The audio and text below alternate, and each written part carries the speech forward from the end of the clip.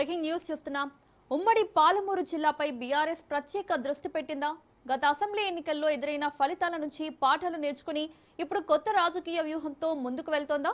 ఉమ్మడి పాలమూరు జిల్లా నేతలతో బీఆర్ఎస్ వర్కింగ్ ప్రెసిడెంట్ కేటీఆర్ సమావేశం కావడం రాజకీయంగా ఆసక్తి రేపుతోంది. గత ఎన్నికల్లో ఉమ్మడి మహబూబ్ నగర్ జిల్లాలో 14 స్థానాలకు గాను కేవలం 2 స్థానాలకే పరిమితమైన గులాబీ పార్టీ ఇప్పుడు తిరిగి బలపడేందుకు కార్యాచరణ మొదలుపెట్టినట్లు చర్చ జరుగుతోంది. ఆలంపూర్, గద్వాల్ స్థానాల్లో విజయం సాధించినా ఆ తర్వాత గద్వాల్ ఎమ్మెల్యే కాంగ్రెస్ లో చేరడంతో రాజకీయ లెక్కలు మారాయి. దీంతో వచ్చే ఎన్నికల్లో మెజార్టీ స్థానాలు గెలవడమే లక్ష్యంగా ఇప్పటి నుంచే పార్టీ నిర్మాణం, స్థానిక సమీకరణాలపై దృష్టి పెట్టినట్లు తెలుస్తోంది. మరోవైపు ముఖ్యమంత్రి రేవంత్ రెడ్డి ప్రాతినిధ్యం వహించిన కొడంగల్పై ప్రత్యేక ఫోకస్ పెట్టిన బీఆర్ఎస్ వచ్చే ఎన్నికల్లో అక్కడ రాజకీయంగా బలమైన పోటీ ఇవ్వాలనే సంకేతాలిస్తోంది. మరి పాలమూరు రాజకీయాల్లో గులాబీ పార్టీ వ్యూహం ఎంతవరకు ఫలిస్తుందో చూడాలి.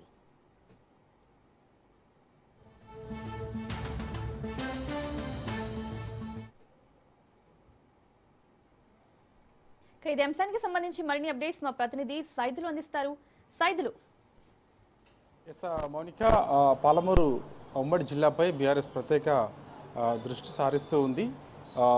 మనకి ఎన్నికలు అంటే జనరల్ ఎన్నికలు ఇంకొక 2 years ఉన్నప్పటికీ కూడా, ఎందుకంటే గతంలో అక్కడ ఎక్కువ స్థానాల్లో బీఆర్ఎస్ పార్టీ ఓటమి పాలైన సంగతి అందరికీ తెలిసిన విషయమే. కాబట్టి మొత్తం ఉమ్మడి పాలమూరు జిల్లాలో 14 అసెంబ్లీ నియోజకవర్గాలు ఉండగా పోయిన 2023 శాసనసభ ఎన్నికల్లో 2 నియోజకవర్గాలు బీఆర్ఎస్ పార్టీ గెలిచింది. ఒకటి గద్వాల్, 2 అలంపూర్ నుంచి గెలిచినటువంటి ఎమ్మెల్యే విజయుడు బీఆర్ఎస్ పార్టీలో ఉన్నప్పటికీ గద్వాల నుంచి గెలిచినటువంటి బండ్ల కృష్ణమోహన్ రెడ్డి అధికార కాంగ్రెస్ గూటికి వెళ్ళారు. కాబట్టి ప్రస్తుతం ఇప్పుడు అలంపూర్ ఒక నియోజకవర్గంలో బీఆర్ఎస్ పార్టీ ఎమ్మెల్యేగా ఉన్నారు. కాబట్టి గతంలో ఏ విధమైనటువంటి తప్పులు ఒకవేళ బీఆర్ఎస్ పార్టీ చేసి ఓటమి పాలైందని ఒకవేళ వాళ్ళ దృష్టికి వస్తే, సో అలాంటి తప్పులు మరోసారి చేయకుండా ఉమ్మడి పాలమూరు జిల్లాలో 14 నియోజకవర్గాలు గెలిపే లక్ష్యంగా ముందుకు వెళ్ళాలని ఇప్పటికే ప్రత్యేక దృష్టి సారిస్తూ ఉంది బీఆర్ఎస్ పార్టీ. అందుకు నిన్న ఉమ్మడి పాలమూరు జిల్లాకు చెందినటువంటి బీఆర్ఎస్ పార్టీ ముఖ్య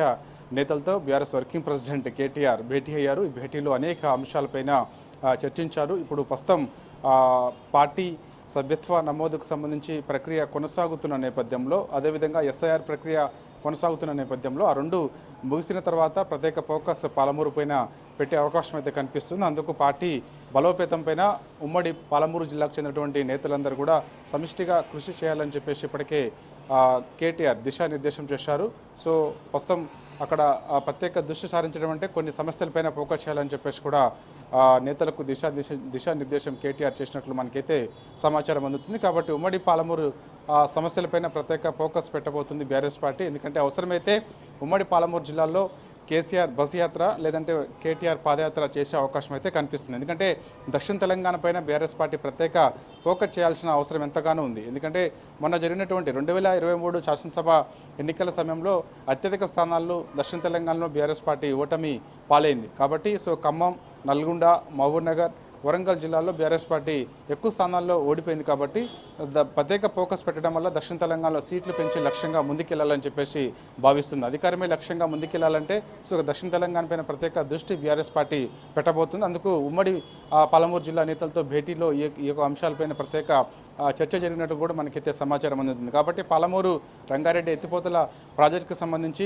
ఇప్పుడు కాంగ్రెస్ పార్టీ అధికారంలో ఉంది. అక్కడ జరుగుతున్నటువంటి నిర్లక్ష్యం పైన ప్రత్యేక ఫోకస్ చేసి అవసరమైతే నిరసన కార్యక్రమాలు చేపట్టాలని పార్టీ భావిస్తుంది. దాని తర్వాత కృష్ణా జలాల అంశాలకు సంబంధించి కృష్ణా జలాల్లో తెలంగాణకు రావాల్సినటువంటి నీటి వాటా విషయంలో కూడా అవసరమైతే ఉమ్మడి పాలమూరు జిల్లా నేతలందరూ కూడా సమిష్టిగా కృషి చేసి రాష్ట్ర ప్రభుత్వం పైన ఒత్తిడి తీసుకొచ్చేందుకు కూడా ఆ ప్రణాళిక సిద్ధం చేసుకోవాలని చెప్పేసి ఇప్పటికీ కేటీఆర్ చెప్పినట్టు కూడా మనకైతే సమాచారం అందుతుంది. కాబట్టి సో ఉమ్మడి పాలమూరు జిల్లా పైన ప్రత్యేక దృష్టి బీఆర్ఎస్ పార్టీ అంటే ఎన్నికలు మనకి ఇంకొక 2.5 ఏళ్ళ సమయం ఉన్నప్పటికీ కూడా ఇక్కడి నుంచే ఫోకస్ పెట్టిందని చెప్పవచ్చు. కాబట్టి పాలమూరు పైన ప్రత్యేక ఫోకస్ పెట్టి అవసరమైతే అక్కడ పాదయాత్ర లేకపోతే కేసీఆర్ బస్ యాత్ర అనే కార్యక్రమాలు కూడా తీసుకొని సో ఖచ్చితంగా 14 నియోజకవర్గాలు బీఆర్ఎస్ పార్టీ గెలిచే విధంగా ముందుకెళ్లాలని చెప్పేసి కూడా ప్రణాళిక చేస్తుంది.